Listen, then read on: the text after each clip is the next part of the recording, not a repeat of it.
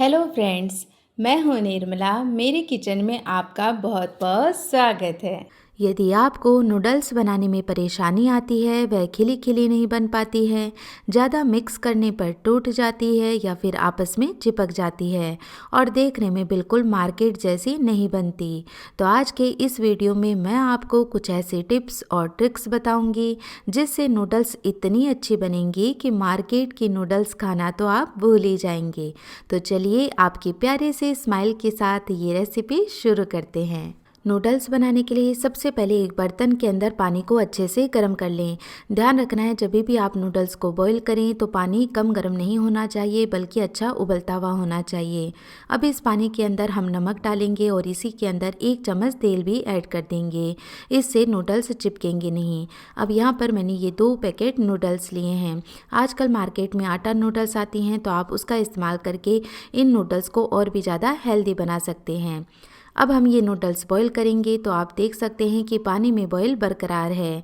जब हम कम गर्म पानी में नूडल्स डाल देते हैं तो नूडल्स डालने की वजह से पानी का जो टेम्परेचर होता है वो और कम हो जाता है और उससे नूडल्स फिर बाद में इतने अच्छे से उबल नहीं पाती हैं और फिर धीरे धीरे जब पानी में बॉईल आता है और वो पकती हैं तो नूडल्स आपस में चिपकने लगती हैं और गलने भी लगती हैं।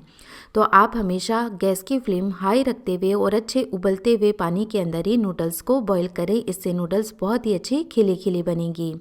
जब नूडल्स एक बार थोड़ी सी सॉफ्ट हो जाएं तो इन्हें हल्का सा इस तरह मिक्स कर दें तो इससे अच्छे से नूडल्स बॉईल हो जाएंगी और नूडल्स को आप सिर्फ 90% ही पकाएं। तो इससे क्या होगा कि नूडल्स ज़्यादा ओवर कुक नहीं होगी क्योंकि बाद में आगे भी ये पकेंगी। तो इस वजह से यहाँ पर हमें इसे सिर्फ 90% ही पकाना है। यहाँ पर मैंने नूडल्स को चेक कर लिया है तो अब ये टूट तो रही हैं लेकिन मैश नहीं हो रही हैं। तो ये परफेक्ट टाइमिंग है नूडल्स को बाहर निकालने की। अब नूडल्स को जैसे ही आप बाहर निकालें इनके ऊपर ठंडा पानी डालें तो इससे नूडल्स की कुकिंग प्रोसेस रुक जाएगी और ये ज़्यादा ओवर कुक नहीं होगी। साथ ही नूडल्स क्योंकि हम ऊपर ठंडा पानी डाल देंगे तो फिर आपस में ये चिपकते भी नहीं हैं। अब इस पानी को हम अच्छे से झाड़ देंगे और फिर दूसरे बर्तन के अंदर नूडल्स को ट्रांसफ़र कर लेंगे। अब हम एक बाउल लेंगे और इसके अंदर जो सॉसेस हम आगे नूडल्स में इस्तेमाल करने वाले हैं वो अभी से मिक्स कर लेंगे। तो यहाँ पर सॉसेस में मैं ले रही हूँ 1 चम्मच रेड चिली सॉस, आधा चम्मच सोया सॉस, 1 चम्मच लेंगे विनेगर, साथ ही मैं इसमें ऐड कर रही हूँ 1 चम्मच सेजवान सॉस। ये ऑप्शनल है लेकिन टेस्ट अच्छा आता है यदि आप ऐड करेंगे। फिर इसमें सारे फ्लेवर्स को बैलेंस करने के लिए मैं 1 चम्मच डाल रही हूँ इसमें टोमेटो केचप और सारे सॉसेस को अब मिक्स कर लेंगे। तो अब ये जो मिक्स सॉस हमने तैयार कर लिया है वो अभी से इन नूडल्स के ऊपर डाल करके बढ़िया से कोट कर देंगे। ये हम इसलिए कर रहे हैं क्योंकि ऐसा करने पर हम हाथों से ही सॉस को नूडल्स के ऊपर बहुत ही अच्छे से कोट कर पाएंगे। जब हम सॉस को पैन के अंदर डाल करके फिर ऊपर उसके नूडल्स डालते हैं तो वो अच्छे से मिक्स नहीं हो पाते हैं, हम हाथ भी नहीं लगा पाते हैं क्योंकि नूडल्स गर्म होती है और पैन भी गर्म होता है। तो इस तरह से यदि आप पहले से ही नूडल्स के ऊपर सॉस डालकर हाथों से मिक्स करेंगे तो ये बिल्कुल भी टूटेंगे नहीं और बहुत ही अच्छे से सारे सॉसेस इन नूडल्स पर कोट हो जाएंगे। तो चलिए अब हम एक पैन ले लेंगे और पैन के अंदर 2 से 3 चम्मच तेल गरम कर लेंगे। अब जो भी कुकिंग होगी वो सारी हाई फ्लेम पर ही होगी। एक तरफ तेल गरम हो रहा है और दूसरी तरफ हम एक मिनी चॉपर लेकर के इसमें डालेंगे 1 इंच चिली और कटी हुई अदरक। इसी के साथ 10 से 12 लहसुन की कलियां और 1 से 2 हरी मिर्च इस तरह से काट करके फिर इसे चॉप कर लेंगे। तो इस तरह से हमारा समय भी बचता है और सारी चीज़ें एकदम बारीक कट भी जाती हैं। तो यहाँ पर तीनों चीज़ों को मैंने बढ़िया से बारीक काट लिया है। अब हम इन्हें पैन के अंदर डाल करके फटाफट से मिक्स कर लेंगे और लगभग 30 से 40 सेकंड के लिए पका लेंगे। यहाँ पर ये जो सारी चीज़ें पकेंगी इनका बहुत ही अच्छा फ्लेवर आता है, तो आप इन्हें हमेशा पहले ही डाल करके पकाएं।